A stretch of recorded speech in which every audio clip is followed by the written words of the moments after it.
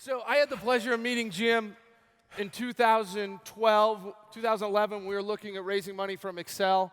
I think if you look at Excel, it's probably the only venture capital firm in the world that's been able to transition through 4 generations, which is just fascinating.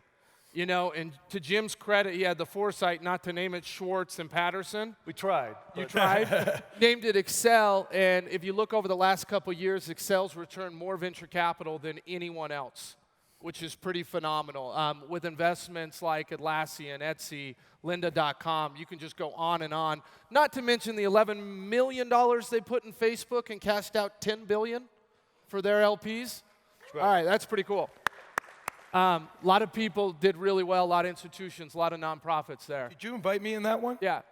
I'm not sure you were behaving. Yeah, largest shareholder by far in Facebook. And David, interesting story with David. David, co-founder of Catalyst. If you just want to look at some of their investments, Airbnb, Snapchat, all right, Stripe. Do we need to go on? Right.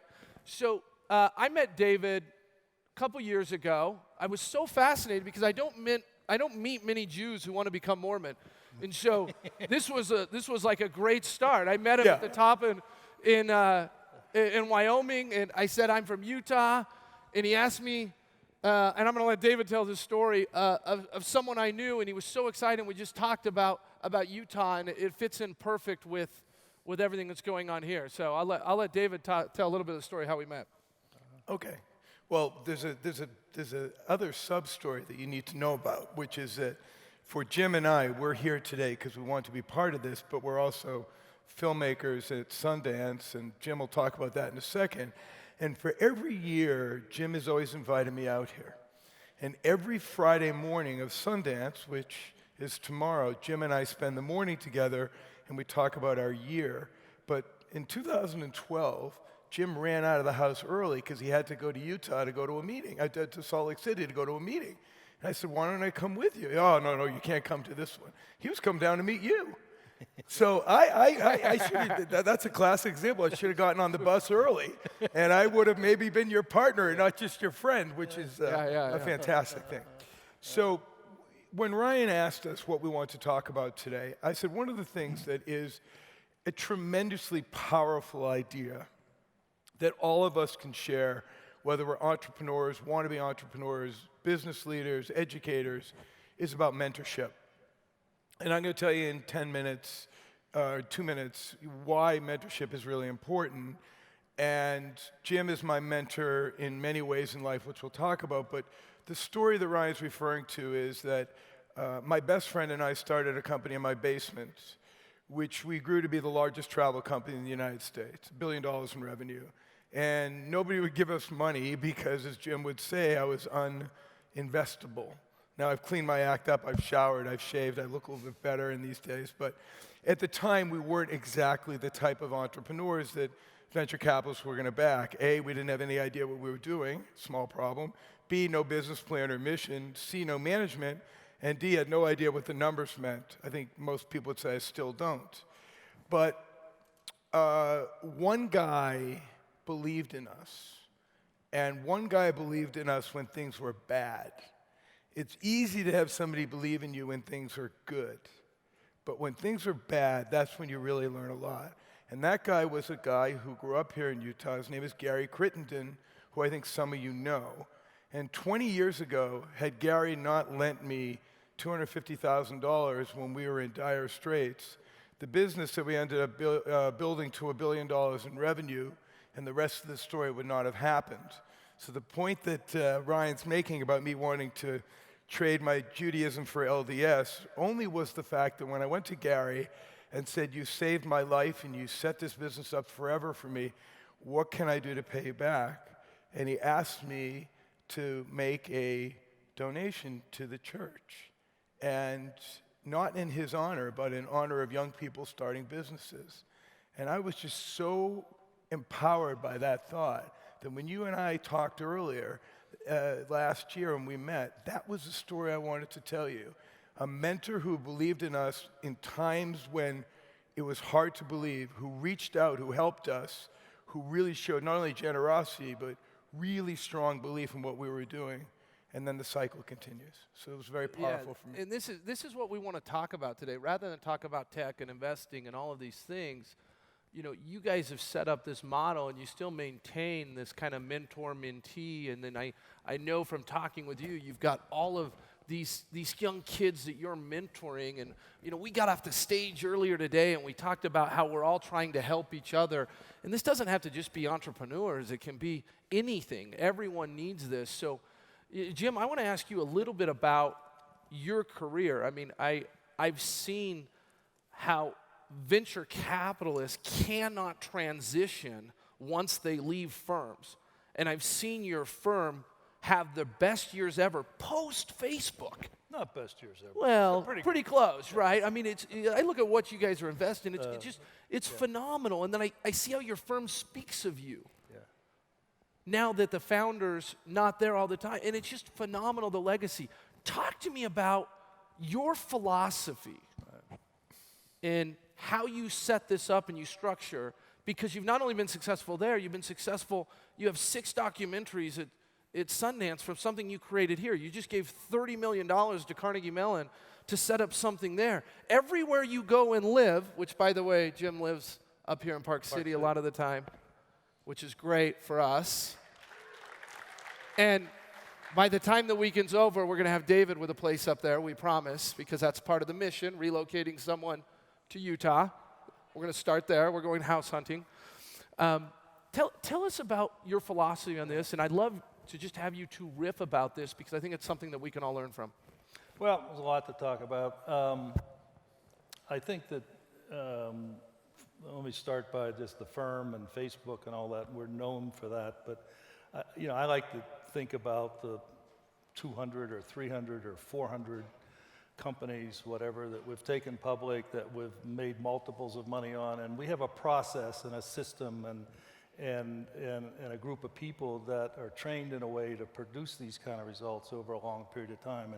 And you know, there are companies you never heard of. I won't bore you, but you know, that's what we do day in and day out. And you know, if you do this long enough as I have, going on to 50 years at this point since I started in the business, you know, eventually a Facebook comes along and you get lucky. But that isn't what it's all about. What it's about is day in and day out, just continuing to do the right thing, continuing to support people, continuing to really try to get smart about where things are going and all the fundamental basic building blocks that it takes to build a company. I think, yeah, I'm very proud of Excel. We're on our 4th generation. How did we do that? It's not easy. It's hard. There's been a lot of agony along the way. But you know, you stick with it. I think the core issue is meritocracy. One of the things that I've always insisted on in the partnership from day one when Arthur and I started to today is it's a flat partnership. There's a core set of partners. Today there are 5 of them. They have equal shares, equal in everything. Nobody has an edge. And they share. So who runs the place? You know, it's this meritocracy. How do decisions get made? When new people come into our partnership meetings, you know, it happens again and again when an operating executive, so if you walked into our partnership meeting, you would walk out and you say, oh, God, what the hell did you guys just decide? I can't figure it out. And, you know, it's a process where everybody respects everybody. Everybody has their say. Anybody can say what they want to say. It has to be said in the context of the meeting. You can't have any politics. You can't have any offside conversations. If you have a comment you want to make about a decision, you say it right there and you defend it. There's always an advocate for a project. And, you know, sometimes someone will advocate for a project and you go around the room and nobody really wants to do it. But that person wants to persist, and they go ahead and they're allowed to do it. They go ahead and they do it. Well, if that works, then that's good, and you get to do that again. But if it doesn't work, then the next time you get in that position, you don't have nearly as strong a position. And so I think the smartest investors will will advocate, and they will then listen to what people are saying, and and then integrate that information, fix it, step back and say, well, yeah, okay, you're right, that Ryan, you're right about that, but I can fix that, or step back and say, you know what, you're right. I can't really deal with that. And so it's about building a shared respect for each other and having this equal partnership, this meritocracy of ideas and results. And that's what we've been able to persist. Someone once said, I've never been able to figure out who actually said it, but the only enduring thing in a firm is the culture. The only thing that endures over the long term is the firm's culture. And we've been very fortunate being able to maintain that at Excel. And that's just made the difference. Well, in culture, I've heard described as what happens when you're not there. Exactly. Right, which is great. I mean, do you observe the same thing? Because I think we're talking about the Excel side of things, but how about the other parts? Do you apply the same models? So I think that Jim is only telling a quarter of the story that needs to get told today. Every once in a while, somebody comes into the world and has that, pardon the expression, catalyst effect on people. And what they bring to it is an ability to get people to believe in their mission and vision and can create opportunities that others want to take advantage of but wouldn't know how to do it. And to me, and then hold the bar high. That to me is the Jim Swartz story. You can talk about Facebook, this was a man magnificently successful before Facebook. And I want to tell a couple of reasons why. Because a lot of the things that are going on in my life that I feel really good about are things that I've learned from Jim, and I don't want to miss the opportunity to let it be done that way. We live on a small island of Martha's Vineyard, which I hope some of you, if you haven't been, you should come. It's really fantastic. Are you inviting everyone to Martha's Vineyard? Absolutely. We'll do Jim, we'll take this no. conference. This is Utah. Jim, they come with families. I know, and everybody has lots of kids, which works out We have great. families. That's I think everybody should go like February 15th. No, I'm only kidding. It's very cold then. economy needs a lot of help then. Come for July 4th. The Schwartzes have an amazing party, plenty of room to stay. It may be a little tight, but that's great. We have Take it easy on the alcohol. No alcohol is fine. So, Martha's Vineyard is an island of haves and have-nots. There's a lot of people that are summer residents who are of means, and there's a lot of people that aren't. And Jim came to a handful of us and said, we got to do something about this. We got to make the island better for the people that live here when we're not here, AKA your culture comment. What happens when we leave in September and come back in May?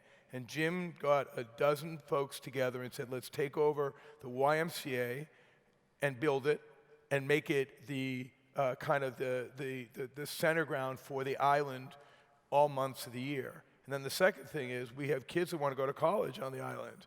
And a lot of people are laborers and don't have means. So Jim said, let's go raise $25 million and put it in a fund, and let's let young people on the island in an endowment apply, and we will pay for their college for 4 years. And that's transformational. Now, all of us wanted to do something, but none of us really knew what to do. And Jim said, I'll be the catalyst. I'll get everybody together, and I will pull the means together, but I will not dominate. I will be the one who will put the group together, and then, as Jim just said, defer to the group to make the decisions. Right.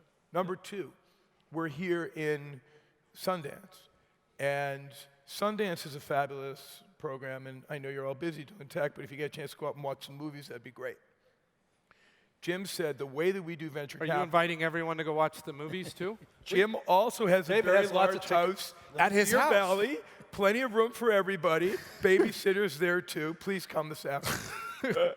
So the same thing we did with film, the proverbial we. What Jim said is, why don't I get a bunch of people together and let's invest in films. We don't do films to make money. We like to get our money back. That's Jim's comment, because we want to be able to recycle the money.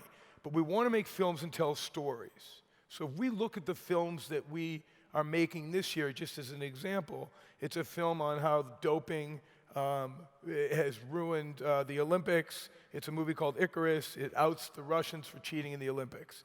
It's a movie. What's the movie called?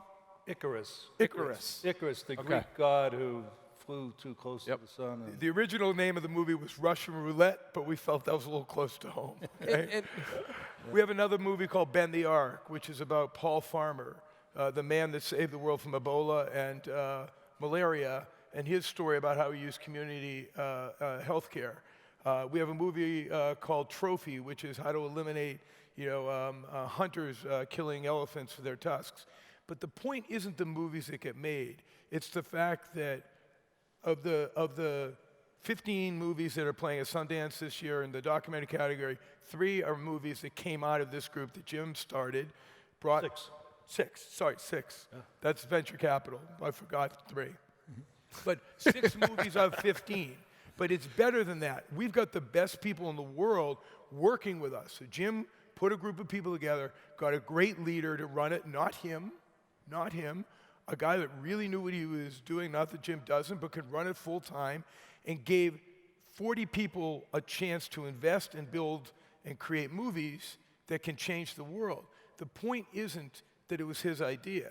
Maybe today it is, but the point is Jim sits in the room today and it's being run as a fantastic symbiotic community, developing movies that can change the world. So the point I want to make about this is one person, any one of you here, with an idea and a vision and a passion, who can pull people together to believe in what you do and can make that organization self-perpetuating, financially, emotionally, culturally, leadership point of view, can absolutely change the world. Because there's many more people who want to be involved than there are people who have the gumption and the leadership capabilities of pulling it together. And when I talk about Jim Swartz, and this is not a bro fest here, this is just being candid because we're talking about mentorship, rarely do people come into your life who can be that transformative in the way we do it. And I know this is a highly emotional group, and this is a large community here. And Ryan and Aaron and others here have said, this Utah community is kick-ass, and there's a lot going on here. But one of the best things you have movies, you have snow, you have great education, but you have each other. And the mentorship that can come out of a group like this, and the dozens of entrepreneurs who are building businesses, and take that same role that I've learned from Jim, which is one person being creative and dynamic and pulling a great group together. That is what transforms the community. And that's why we wanted to come down and see it today. yeah. wow. You've come a long way from the basement, man. I've had good mentorship. Yeah. Well, that's the key to success right there. Hey, listen, and along the way, make sure that you do it back. So, yeah, and that's the thing. Jim, how do you, you deliberately Can we talk about that Friday, though, that I wasn't invited down to meet Qualtrics and invest? Can we Well, talk about you that? wanted to ski. You Yeah, said you wanted to that was the most expensive ski day of my life. Allowing you to do what Yeah. you wanted to do. How many of you think that Ryan should reconsider me as an investor? I mean, come on. I fit the group really well. You guys, venture capital doesn't always work this way. It's just as long as you sit in the basement and bootstrap for 10 years. There's a little this is have the and have-nots going on up on the stage here. Yeah, I feel like we'll the pull a odd man Martha's out. Vineyard here I'm and the odd get man it. out. Talk to me. Do you apply that same model? So we just went through this model of putting a leader in place. You take an industry like the movie industry, which is like the best way. I mean, it's like all the tech people make their money in tech and lose it in the movies or lose it in real estate. That's like the common theme. How have you been able to do this? And first of all, talk a little bit about the impact group and like what you've done there, because I think this is important to understand a little bit about Sundance. I think it's really important that these things aren't grand ideas and then somehow they get executed. They come out of sort of grassroots and just following your nose and just living your life and being curious, being as intellectually curious as you possibly can be, which is a really important characteristic for a successful venture capitalist. Just living your life, being intellectually curious, and seeing where life takes you, and then when you get to a point, a certain turn in the road, and you look at it and you say, this is really interesting. I think I could have an impact here. I think I could maybe, lend some time, lend some talent, lend not a large amount of money, but, a small amount of money to seed it, get things going, and we'll see where it goes. And that was that's how Accel got created. Arthur and I just loved venture capital. We loved investing. We weren't trying to, become whatever. We just wanted to have a good living and enjoy what we did. And you just kept doing it, and it got better. Same thing with impact. It all started us Susan and I living in Park City, getting involved, just going to Sundance. 20 years ago, there were no documentaries at Sundance. There was maybe one or two. It was a tiny little piece. And then there's a whole story here I won't bore you with, but somewhere in the late 90s, it started to become an important area. There were some people that started organizing it. Today, it's half of Sundance, and it's the single most important thing. We're living in a world of, fake news and journalism under fire and all that stuff, and good documentaries are the only, and they're the best form of long-form journalism that's out there. So this film, Icarus, which David and I are involved with, this is an incredible journalistic piece on how the Russian system has been, doping these athletes, thousands of athletes, for tens of years, right? And it's long-form journalism. So anyhow, we sort of got involved.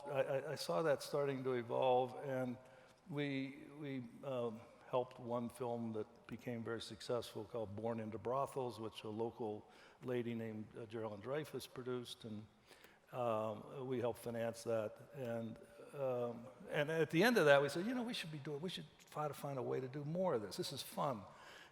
It's rewarding, intellectually rewarding. We had an impact, whatever. And so I said, well, then we don't want to do a fund because these things don't really make money, but I just took a chapter out of the venture book and said, we can put together a group of angels, hire a really good staff person to run it and vet the projects and so forth. And so that's what we did. And so it grew organically. So this is our 10th anniversary this year. And it started with 2 people and a couple of films, and other people looked at it and said, this is it. And it just organically grew. So I'm gonna shift gears a little bit. You're both obviously been wildly successful. You both don't need to work. I know you both. No, we do need to work because we go crazy. Yeah, but you both still. Remember, I'm not in your deal, so I got to keep working. I'm Johnny One Note here. All right. We'll have a conversation after this, right? You're still grinding. Both of you still grind. I know you. I know how hard you work, and I think a lot of people who are younger think that they're gonna. And I've had to go through this myself. Is that you're gonna chase this thing and get to the end and sell off, and everyone I meet who are like you too are still grinding. Talk about that a little bit. Like, what's your philosophy there? Because no one knows what they want to be when they grow up. I'm in the, certainly ought to be retired at my age. But I just find that, every year I sort of get better at what I do. I know how to do it, and it's just too damn much fun to see something and know that you can actually do something with it and have an impact. And I think the thing that drives me most about it is meeting new people and being intellectually curious and learning new things and expanding your horizons of your people interactions. I mean, the most satisfying thing for me from the film business is meeting the directors of these films, the young people that have spent 3, 4, 5 years with some passion maxing out everybody's credit card in sight and struggling to the finish line at the last minute, to get a film into a film festival and whatever. There's something about that personality and interacting with those kind of personalities that's addicting for me, and I love it. It's the intellectual stimulation, right? Yeah. The word grind, I wouldn't put it that. I would say just what Jim said. we get a chance to play with the smartest people every single day and have a vision that a lot of other people share of building companies and being creative. But the other thing is that the change every single day and minute produces a dynamic that never gets static. And if you look to worlds like, say, Jim and I have, where philanthropy and business and community kind of all mix in together. So it isn't like going to the salt mine every day and smashing rocks. Everything kind of fits in because the vision that we may bring to film or philanthropy gets shared among entrepreneurs and becomes a way in which that we can do a business, and that creates a dynamic that this stuff all feels good at the same level versus it being compartmentalized and feel like a grind or a pain. Yeah. Is what advice do you have for like this group? We have people who are entrepreneurs, who are business folks, who are great marketers, who, on rides with great companies. When it comes to mentorship and growing and this intellectual stimulation and culture, what advice do you have for someone who's younger? So a couple thoughts. One is do things with people that you love to do things with to start with. And normally when we do this, oftentimes we're talking in front of students or groups of people that know each other well, so today it's the same thing. The best people in the world for you to work with are the people in this room.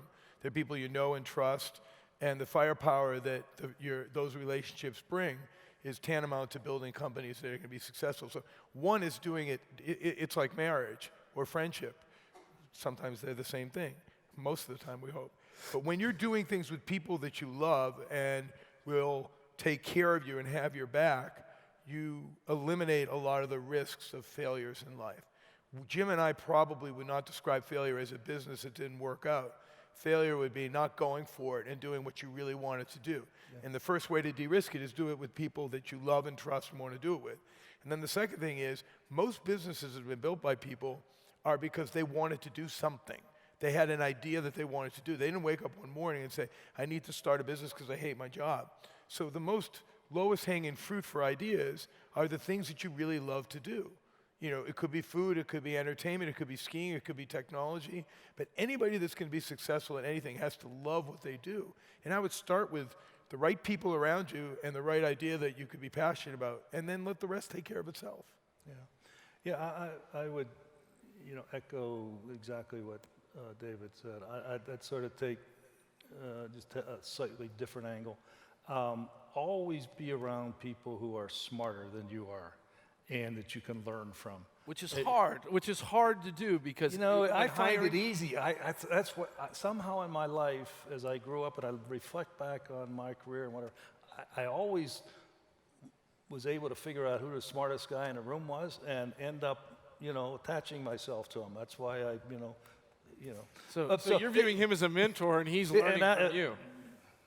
So you just want to be around smart people. You want to be around people who are upbeat, that are not downbeat. I mean, we have so much negativism in the world, and I'm not trying to give a self-help thing here, but we'll join the downline. But it's really true. Right. It's really true.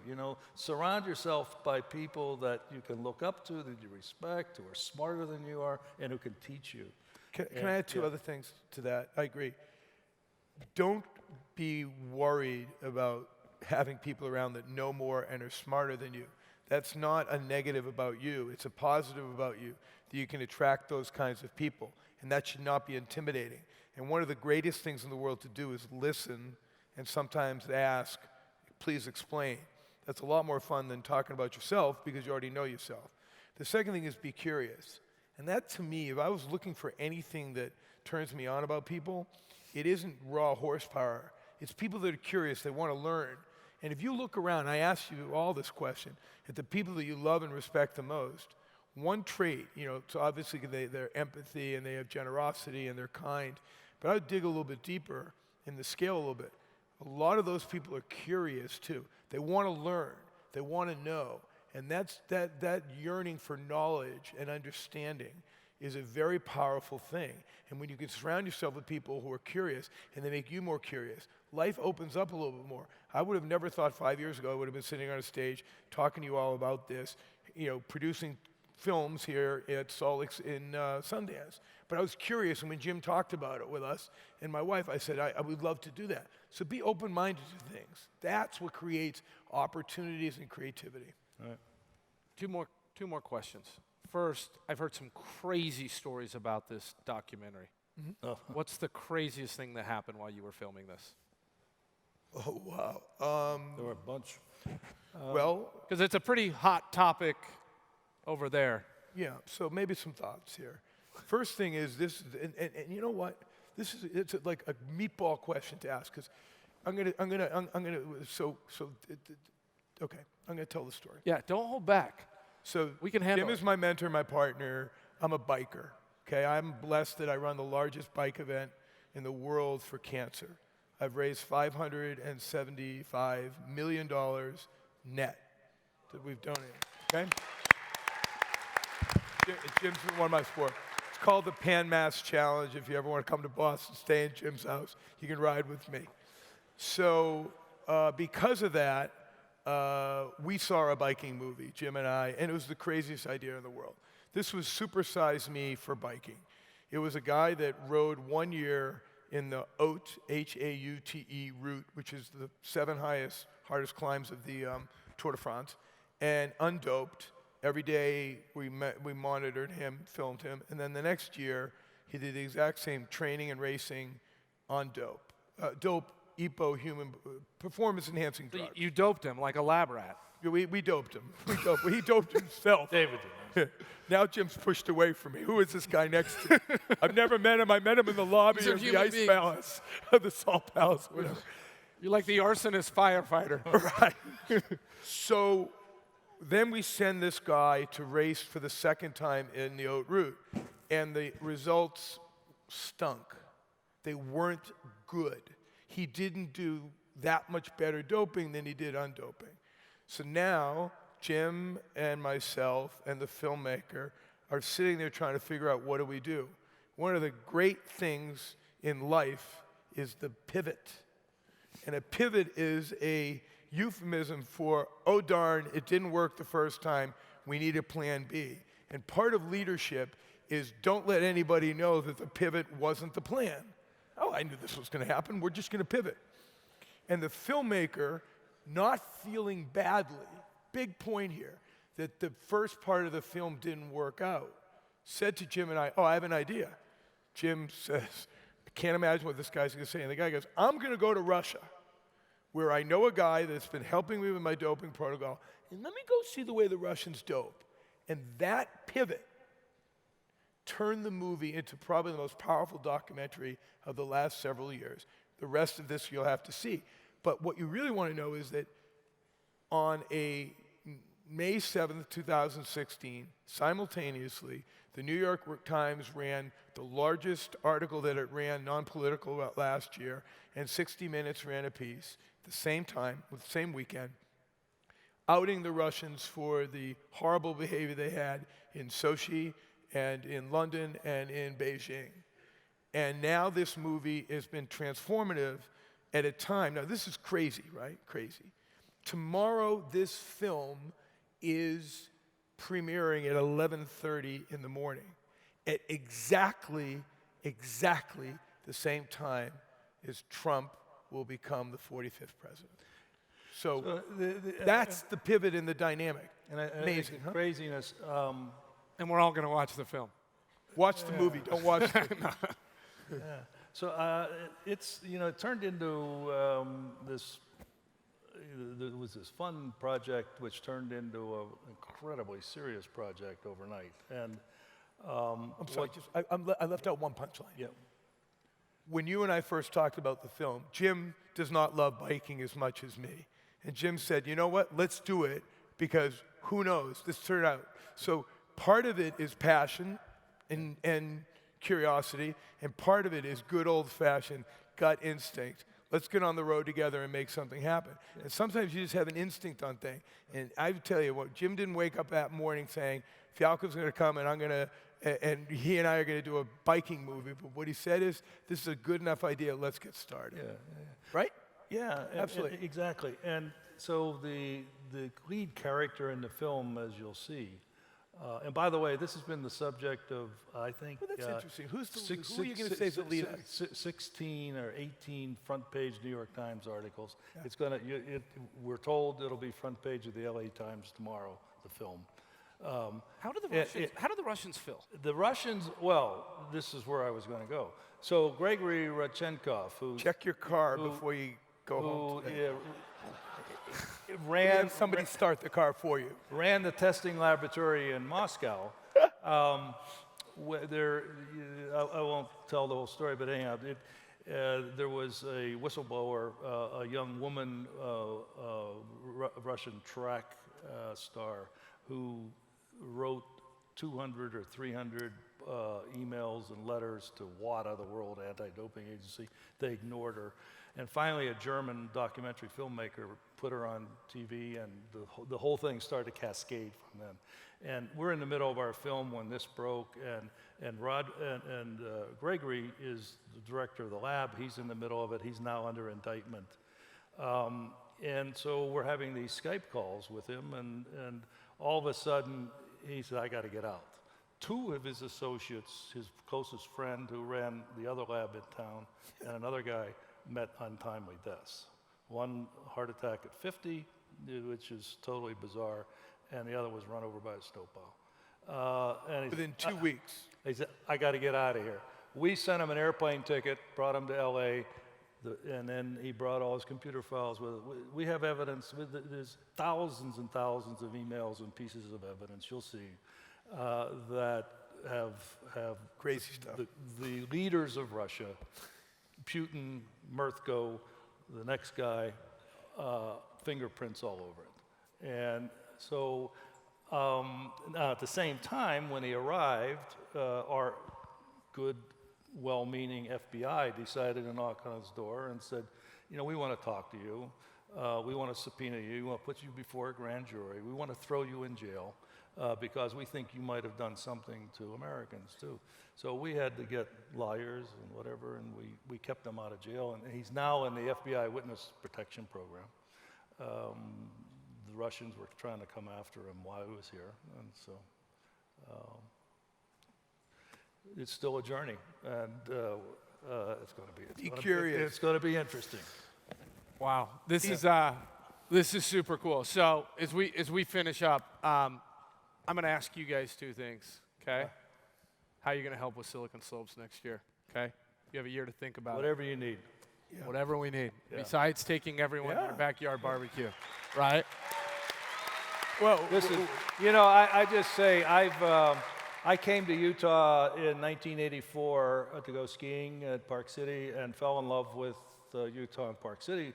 Bought a place on that first trip, and I've spent every winter here since then, and have lived here full time for a while. But these times it's just winter. So I've watched the tech world over this period of time. I've watched Boston disappear. I've watched other areas disappear.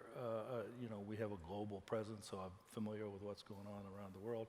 But it's really, really heartening and actually astounding to see a room like this. I think what Silicon Slopes and Salt Lake and Utah have in the future is just incredible, right? I mean, I think there's a momentum here now. These things take.